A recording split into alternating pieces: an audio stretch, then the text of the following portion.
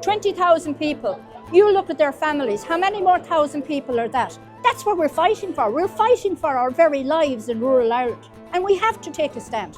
And if people go away out of here today and get one little bit of motivation that this is what we have to do, be it on a small scale or a big scale, this is only plan 1 today.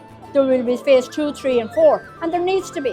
Hello everybody, John Waters Unchained at the Athlone farmers' protest against the Mercosur trade deal. A very interesting day so far. Many people, they say 20,000 farmers. Impressive, hundreds if not thousands of tractors. I really feel good today because I think there's a really good positive sign here. Mercosur is of course the trade deal which threatens to swamp Ireland in South American beef from Brazil and Argentina, but grossly inferior kind to the Irish beef, and farmers are up in arms about this, rightly and understandably so. I think this is a very critical development. I think it's going to go much deeper than simply what you might call a vested interest of the farming community, because this is really a part of the attack on farming, on agriculture, on the farming community, on rural life in general, in Europe and in the world. And there's a really strong sense here now that people are waking up to these things and that they've had enough. And as Peter Finch said in that movie, they're mad as hell and they're not going to take it anymore. If this Mercosur trade deal goes ahead, it basically will affect the beef industry in Ireland, because beef industry in Ireland is our prime production for agriculture. It affects our suckler herd, it affects beef in general, and it affects the poultry in Ireland. What the EU and Ursula von der Leyen are trying to do is shove this beef and the chicken from Brazil into Europe, and particularly into Ireland. Now, we have already found that this beef is carcinogenic, it is unsafe, it is untraceable, and it is certainly not the same standard that we have in Ireland for our beef and our chicken and our produce and our foods. The most important issue, John, that we have to give clear today is no to Mercosur, and to support our farmers and to ensure that we have food safety going forward. Why are they doing this, do you think, or do you know? A lot of people have a lot of different opinions, John, because some people say it's because of Germany and cars and the car industry. Other people say that it's because it's the infamous trade deals and it's all about money. Yes, it's all about money, but which is more important, money or people's health? There's been reported over 20,000 people here today to support this protest from all over Ireland. We are united farm organisations, community groups. We are all here voluntary today, united in this fight for no to Mercosur. I would personally go further and say that this is an attempt to destroy Irish farming. Another attempt. That is their objective. Yes. That seems bizarre, but I believe that's what's happening. To a certain degree, yes, would agree with you, because like I've said, we've seen a cull to our suckler herd, we've seen an attempted cull to our dairy herd. We still have to deal with a re-wetting issue. We have lots and lots of issues that we have to deal with in Ireland. And certainly, do we have confidence in the government? No, we don't.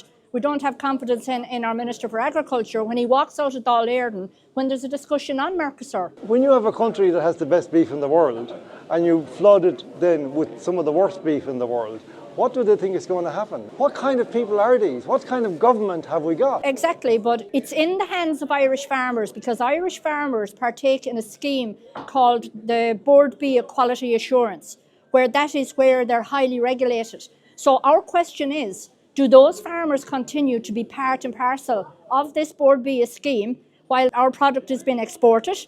And what's been imported is absolutely unsafe, unhealthy produce. Is that what we're supposed to do going forward? That's the question I have. You're also aware, aren't you, Jackie, of the long-term plan for Ireland, which is not farming. It's a nature reserve. And they want essentially to acquire the land, so they want to drive the farmers off it, seize it, invent some nonsense about climate change or something, and basically turn this into a tourist destination. Well, if you were to listen to the Minister for Agriculture in October 24, where he clearly told the farmers, and I don't have the quote in front of me, but it was something on the signs of that the farmers from the west of Ireland would have problems in holding on to their farms and holding on to their lands. We believe that the likes of this Mercosur and a lot of other environmental issues and pressures that's been put on us is to basically do that, make the west of Ireland, the western seaboard, the Midlands. We've seen it with our turf, we've seen it with our Irish produce. That is what they are trying to do, is to shove us off. So we have to fight back. And is there much consciousness of this within the farming community and the leadership of the farming community? The leadership of the farming community, there's a lot of discontent because they feel that they're not being, I suppose, represented by the main farming organisations. And I suppose that's why Irish Rule initially set up, because we felt that as a voluntary, independent body, lobby group, we'd be able to lobby, we'd be able to get into Dáil Éireann, we'd be able to get to Brussels. And we are doing that because we actually visited the farmers in Greece there a few weeks ago who are protesting, who continue to protest today with the French farmers. So in that context, yes, we have to support, we have to get the news out there. Not everybody is on social media, so we have to get to those people as well. I think, from my point of view, Jackie, there's a necessity to get across a very strong message here, that this is not about protecting a vested interest. It's not even about the farmers protecting farming. This is about the farmers protecting Ireland and its future and its capacity to be self-sufficient, sovereign in food, and so on and so on and so on. This is something that concerns every single Irish person. Correct, 100% correct, John, because everybody is a consumer, and I don't see how they're going to survive without farmers in this country and in all of the countries in Europe. And that's what we're actually saying. We have to be able to produce our food. We have to be able to feed our people. We are not food secure in Ireland.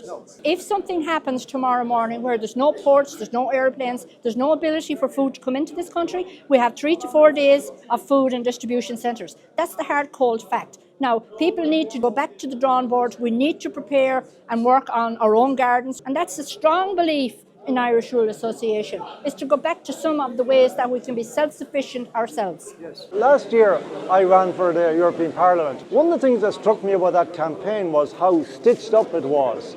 You couldn't raise anything other than a certain narrow, short list of topics, or you had some guy in the debates, guys from the Farmers' Journal, policing the thing. And as soon as you moved outside the immediate inference of the question to bring in a broader issue, no.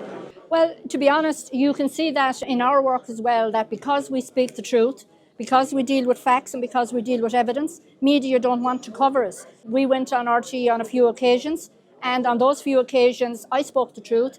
I brought produce with me one night on a particular RT show where I brought a potato, an onion and an egg, because I wanted to express that this is what we need to be doing, was growing our own food. I didn't get a second chance or a third chance to come back because I was breaching the narrative. I was talking the truth, and I will continue to talk the truth, and that is why we have to do that. We have to get the structured message out based on facts. This is the thing I feel today, just looking at all these tractors, looking at all these people, that actually what has failed with a kind of a generic protest movement might well actually work with a farming protest, because the farmers are organised, they have a clout, they have the machinery, they can do something. I have a sense now that this is about to go mainstream, that the farmers may well be the instrument of actually some kind of genuine fight back in Ireland against what is happening to it. We are the power. No matter what way you look at it, farmers have to unite. And whether they go home to their own counties and they set up groups there, we're there to defend the farmers and stand up for them, because we are voluntary, because we are farmers ourselves, because we come from rural Ireland. We have the knowledge, we have the capability of doing that. And as I said, Irish Rule Association can get access into Dáil Éireann to meetings. We can access it for joint agriculture committees, and we can do that. And we will continue to do that for our people, because we're all together. There's a spirit here, I feel, Jackie, that I haven't felt in Ireland in this context since the 70s. With Rickard Deasy and these people who were able to mobilise the farming community, not just in their own interest, but in the interest of Ireland. It is, because we've got to send a clear message to the government. We're not sitting down and taking this. We can't. 20,000 people. You look at their families. How many more thousand people are that? That's what we're fighting for. We're fighting for our very lives in rural Ireland. And we have to take a stand. And if people go away out of here today and get one little bit of motivation that this is what we have to do, be it on a small scale or a big scale. And according to Kieran Mullooly, when I was interviewing him this morning, this is only plan 1 today. That as he goes back to Strasbourg and to Brussels, there will be phase 2, 3 and 4. And there needs to be, because we have to continue to fight for what we have to fight for, John. It's the future of Ireland, because they have attacked Ireland from within in its major industries. The tourist industry is decimated. They're going after the farming industry. When those two have fallen, what is there? Nothing. Except the foreign corporations who will then govern Ireland. Yes. And that's what we've got to protect.